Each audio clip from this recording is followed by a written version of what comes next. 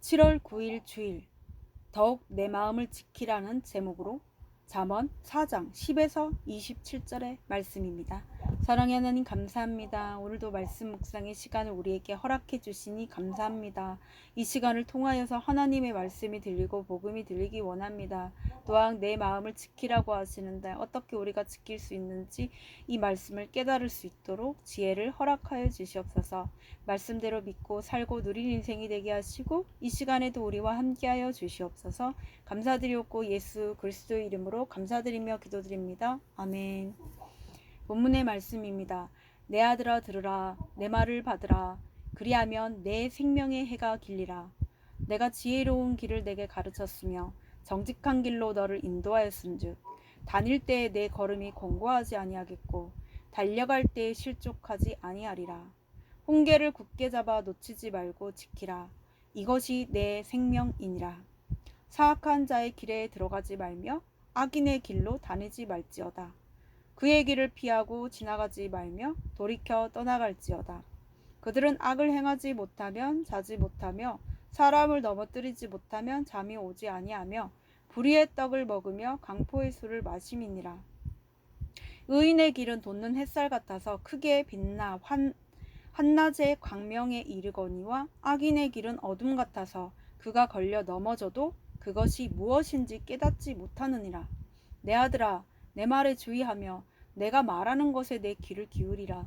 그것을 내 눈에서 떠나게 하지 말며 내 마음속에 지키라.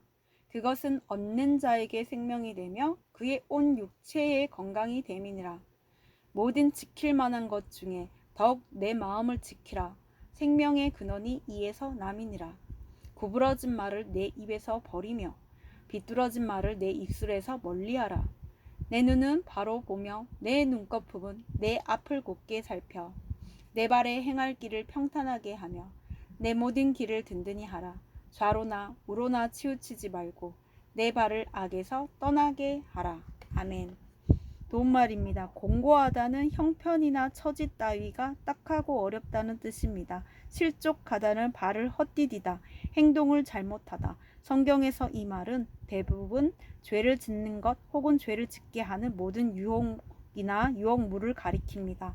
사악하다는 간사하고 악독하다는 뜻이고 강포는 무자비하고 잔인하게 폭력을 휘두름을 말합니다.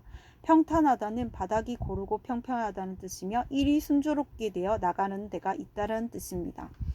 본문 요약입니다. 솔로몬은 지혜롭고 정직한 길로 다니면 곤고하거나 실족하지 않고 생명의 해가 길 테지만 악을 행하여 사람을 넘어뜨리는 사악한 자의 길에 들어가면 그 길은 어둠 같아서 넘어질 것이라고 합니다. 따라서 그는 생명과 건강이 되는 지혜를 소유하고자 모든 것 중에 더욱 내 마음을 지키라고 합니다. 오늘의 중보기도입니다. 이 땅의 목회자들이 모든 지킬 만한 것 중에 마음을 지켜 복음의 가치관으로 성도를 양육하게 하옵소서. 아멘. 본문 해설입니다. 첫 번째, 지혜로운 길 10에서 13절의 내용입니다.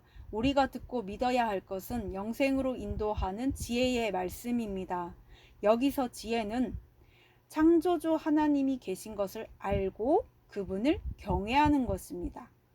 이 땅의 것만 바라보며 욕심대로 산다면 이리저리 방황하다가 결국 좌절할 수밖에 없습니다.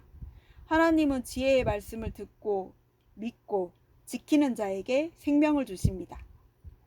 말씀을 따르는 길이 정직한 길이자 의인의 길로서 세상에서 살아갈 힘을 주며 어둠에 휩싸이기 쉬운 내 마음을 비추는 빛이 됩니다. 적용 질문입니다. 지혜의 말씀을 무시하고 세상의 소리를 쫓다가 실족했던 일은 무엇입니까? 두 번째, 사악한 자의 길 14에서 19절의 내용입니다. 사악한 자는 습관처럼 악을 행하는 사람입니다. 그는 하루라도 남을 괴롭히며 그들을 악용하여 자기 이익을 얻지 못하면 잠을 이루지 못합니다. 게다가 그는 지혜의 말씀이 없는 흑암 중에 살기에 고난이 와도 말씀으로 해석을 못하며 자기 죄와 잘못을 깨닫지도 못합니다. 이 같은 사실을 알려주는 말씀을 들은 성도는 이제 자신이 악인의 길을 따르고 있지는 않은지 점검하고 거기서 떠나야 합니다. 생명의 길은 지혜의 말씀을 따르는 데 있습니다. 적용 질문입니다. 요즘 잠을 설칠 만큼 분하고 억울한 일이 있다면 무엇입니까? 내가 은연중에 따르는 악인의 길은 무엇입니까? 세 번째, 생명의 근원 20에서 27절의 내용입니다. 성도는 하나님의 말씀을 기억하여 그 말씀이 자기 삶의 중심이 되게 해야 합니다. 지혜의 말씀이 내 안에 거하면 그것이 나의 영육을 살리는 생명이 됩니다. 따라서 성도는 모든 지킬 만한 것 중에 더욱 자신의 마음을 지켜야 합니다. 자기 마음을 지키는 자는 구부러지고 삐뚤어진 말을 버리고 영과 진리로 하나님을 경외하는 언어를 쓰게 됩니다. 또한 거룩함과 구원을 향한 바른 가치관으로 모든 것을 분별하여 좌로나 우로나 치우치지 않는 길을 걷습니다. 적용 질문입니다. 지금 내 마음은 무슨 생각으로 가득합니까? 마음을 지키고자 오늘 내가 해야 할 일은 무엇입니까? 오늘 기도하기는 입만 열면 터져나오는 저의 더럽고 추악한 언어 습관을 회개하오니 생명과 구원으로 사람을 세우는 말을 하게 하옵소서. 사람의 비위를 맞추고자 좌로나 우로나 치우치지 않고 지혜로 분별하는 삶을 살기 원합니다. 지혜의 말씀으로 저의 마음을 가득 채워 영육간에 건강하게 하옵소서. 아멘. 묵상 간증입니다. 내 아들 경기야라는 제목으로 전경기님의 말씀 적용글입니다. 허리 통증이 있는 저는 6년 전부터 건강을 위해 수영을 해보라는 아내의 권유로 수영을 시작했습니다. 수영을 배우는 즐거움도 있지만 수강생들과 한 달에 한두 번 모이는 모임이 재미있어 빠지지 않고 참석했습니다. 그런 저에게 아내는 운동은 하되 모임엔 나가지 말라고 했으나 저는 그 말을 듣지 않았습니다.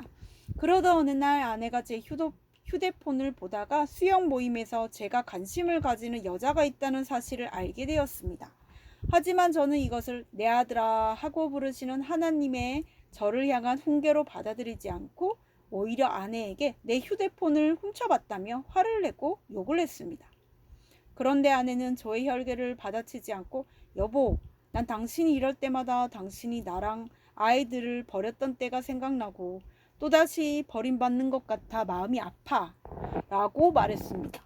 그제야 저는 아내의 말이 제 귀에 들렸고 아내의 아프고 외로웠을 마음이 이해되었습니다. 과거 저의 술과 외도, 계속된 빚 문제를 견디지 못하고 아내는 이혼을 준비했었습니다. 하지만 아내가 믿음의 공동체에 속하게 되면서 저희 가정이 살아나고 부부관계도 회복되었습니다.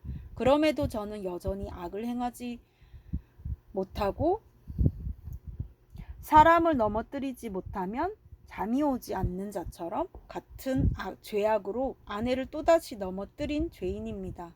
코로나19 이후로 수영장은 더 이상 다니지 못하게 되었습니다. 하나님은 오랜 신앙생활에도 불구하고 자꾸만 세상으로 치우치는 저에게 내 아들아 내 말에 귀를 기울이라고 하시며 모든 지킬 만한 것 중에 더욱 내 마음을 지키라고 하십니다. 이제는 생명의 근원인 말씀과 공동체를 통해 훈련되어 저의 영역이 다듬어지길 원합니다. 또한 더 이상 넘어뜨리는 자가 아닌 가족과 공동체 식구들을 든든히 세우는 역할을 감당할 수 있기를 소망합니다. 이분에 적용하기는 사적인 모임을 피하고 불가피하게 참석해야 할 때는 아내와 같이 가겠습니다. 아내의 말에 빈정대며 대답하지 않고 귀 기울여 듣겠습니다. 입니다.